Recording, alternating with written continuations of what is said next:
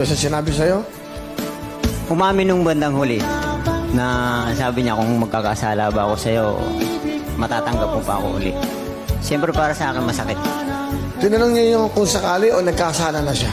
Yun ang tanong ko. Sabi ko, bakit nagkasala ka na ba? Sabi niya, hindi na siya sumagot. Tapos yun na, yung umamin na siya na may karelasyon na siya. Hanggang sa pag-uwi rito, sinama sa bahay. Ha? Ano? Sinama pa sa bahay niyo? Opo. Pilipino? Opo. Pero nagpaalam po siya sa akin na baka pwedeng isama ko dyan. Kasi nga, hihiramin daw yung bunso namin.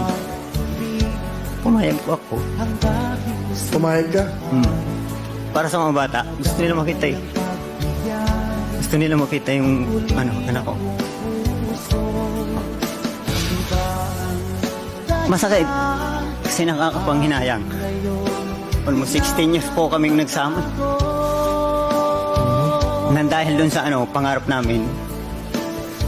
Bakit mo siya pinayagan kasi mag-abroad?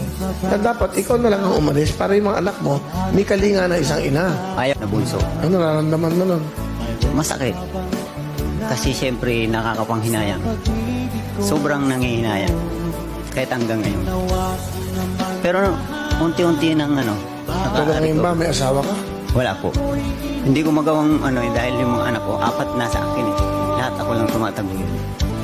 Eh wala naman akong ko. Good luck. Isa inyo. Tapos kahit pa paano mag-ingat ka pa rin lagi para sa mga anak mo. Hayaan mo hindi ko pababayaan sila.